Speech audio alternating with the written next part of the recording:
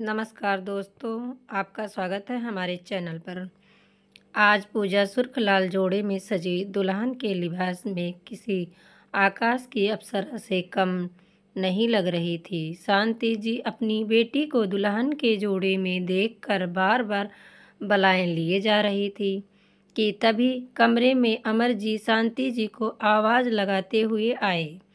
अरे शांति, तुम यहाँ हो? नीचे चलो, बाराती किसी भी समय पहुँचने वाले हैं। चलो जल्दी करो। तभी उनकी नज़र अपनी बेटी पूजा पर पड़ी। पूजा को देखते ही अमर जी के आंखें गीली हो गई। उन्होंने कहा, पूजा, एक तरफ मैं तुझे आज दुल्हन के जोड़े में देखकर जितना खुश हूँ, वहीं दूसरी तरफ मेरा मन दुखी भी हो रहा है, ये सोचकर कि आज के बाद तू पराई हो जाएगी। चुपचाप पथराई आंखों से आईने की तरफ निहारती हुई पूजा ने कहा, पापा, मैं कभी आपकी थी ही कहाँ जो पराई हो जाऊंगी। आप सबके लिए तो मैं हमेशा पराई ही थी। आप भी तो कहते हैं बेटियां पराया धन होती हैं। इतना सुनते ही अमर जी निरुत्तर हो गए। उन्होंने चुपचाप पूजा के सिर पर हाथ रखकर उसे खुश रहने का आशीर्वाद देते हुए तेज कदमों से कमरे से बाहर निकल आए। जिसे देखकर उनके बेटे ने कहा, पापा, दीदी ने सही तो कहा। काश आप उसको एमबीबीएस के लिए हॉस्टल भेज देते तो आज दीदी बहुत खुश होती। पूजा का छोटा भाई बोला, तू चुप कर दीदी के चमचे, तुझे क्या पता दुनियादारी। पहले बड़ा हो जा, फिर समझ आएगा। पूजा की शादी खुशी खुशी संपन्न हुई। अमर जी ने अपनी औकात से ज़्यादा जो खर्च किया था, जो सामान पूजा के ससुराल वालों ने मांगे थे, वे सभी सामान सोना, कार, फ्रिज, एसी इत्यादि सब कुछ दिया था। सभी घराती बाराती अमर जी को बेटी की ऐसी शादी संपन्न करने के लिए तारीफ कर रहे थे, लेकिन पूजा के चेहरे पर कोई खुशी नहीं थी, क्योंकि अमर जी ने उसका विवाह बिना उसकी मर्जी के किया था। पूजा पढ़ना चाहती थी, लेकिन अमर जी बेटी की शादी करके बोझ से मुक्त होना चाहते थे। शादी संपन्न होने के बाद विदाई का समय आया। सब रो रहे थे, लेकिन पूजा के चेहरे पर अब भी ना खुशी थी, ना ही गम। पूजा की माँ शांति ने उसके आंचल में जैसे ही दूब, हल्दी, अक्षत का गोईछा दिया, पूजा ने बड़े ध्यान से अपने आंचल के गोईछे को देखा। फिर एक नज़र अपने घर की दीवारों पर खिलौनों सामानों को देखते देखते अपने पापा अमर जी के पास गई और उनसे कहा, पापा, आप रो क्यों रहे हैं? आज तो आपके लिए खुशी का दिन है। अब तो आप खुश रहिए। आज आपने अपनी 20 साल का बोझ उतार दिया। मैं कहने के लिए आपकी बेटी थी। आपने मुझे जन्म दिया, पाला पोसा भी। मैं डॉक्टर बनना चाहती थी, ये बात आप अच्छे से जानते थे, लेकिन आपने कहा कि आपके पास इतने पैसे नहीं कि आप मेडिकल कॉलेज का फीस दे सको।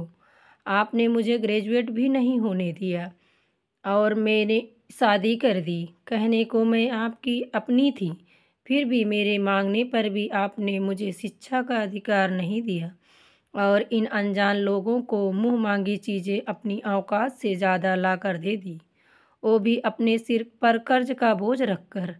क्या मैं इस कर्ज के बोझ से भी ज़्यादा बड़ी बोझ थी? कहकर पूजा वहाँ से विदा होकर ससुराल चली गई। तभी नर्स ने कहा, पेशेंट से जो मिलना चाहे मिल सकता है। शांति उठकर भागते हुए अंदर आईसीयू में गई, जहां अपनी बेटी को जिंदगी मौत के बीच जूझते देखकर वो उसका हाथ पकड़कर रोते हुए बोली, मुझे माफ़ कर दे बिटिया, मुझे नहीं पता था कि मैं अपनी बेटी का हाथ इंसानों के हाथ में नहीं, जल्लादों के हाथ में दे रहा हूँ। मैं तेरा दोषी हूँ, बस मुझे एक बार माफ़ कर दे बेटी। बदले में पूजा ने कहा, पापा, अब बहुत देर हो चुकी है। कहते हुए उसने अपनी आखिरी सांस ली। अमर जी की वेदना आज वैसी ही थी जैसे जल से किसी मछली को निकाल दिया जाए। आज उसका मन वैसे ही तड़प रहा था। भीड़ से निकलकर उनके रिश्तेदार ने कहा, अमर भाई, रोना बंद कीजिए, पूजा के आखिरी विदाई का समय हो गया है, जल्दी कीजिए। अब होनी को कौन टाल सकता है। लेकिन अमर जी बेटी के शव से लिपट कर बिलख बिलख कर रोए जा रहे थे। उनके कानों में अपनी बेटी के कहे आखिरी शब्द गूंज रहे थे, जिसको सोच सोच कर पछतावे के शब्द उनके मुख से निकल रहे थे। वो लगातार कहे जा रहे थे, आज ये दिन देखने से अच्छा होता कि काश उस दिन तूने पीछे मुड़कर ना देखा होता। काश तुझे मैंने पिता होने की दुहाई देकर घर छोड़ने से रोका ना होता। मैंने तेरी बात मान ली होती और तुझको पढ़ने के लिए बाहर भेज दिया होता, तो शायद आज मेरी पूजा बेटी दहेज की बलि ना चढ़ती। उन दहेज के लोभियों ने दिन पर दिन अपनी मांगें बढ़ानी शुरू कर दी, जिसके पूरा ना होने पर उन लोभियों ने पूजा को ही दहेज की आग में जला डाला।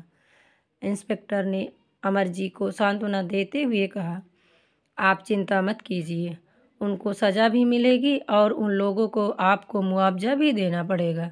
लेकिन साहब, मुझे तो सिर्फ मेरी बेटी चाहिए, अमर जी ने रोते हुए बोला। आज पूजा के पार्थिव शरीर को एक बार फिर लाल जोड़े में अपनी आखिरी विदाई पर खामोश थी, लेकिन बहुत से सवाल थे जो उसके मृत शरीर पूछ रही थी कि आखिर इसका जिम्मेदार कौन कौन है। मुखाग्नि देते समय अमर जी के हाथ कांप रहे थे। आज उनके पास छाती पीटने के अलावा कुछ भी नहीं था, क्योंकि हाथ खाली थे कि तभी मूसलाधार बरसात भी होने लगी। शायद आज सारी कायनात भी रो रही है। दोस्तों, ये थी आज की हमारी कहानी। दोस्तों, आपको हमारी कहानी कैसी लगी कमेंट में बताएं और वीडियो को लाइक करें, चैनल को सब्सक्राइब करें। धन्यवाद।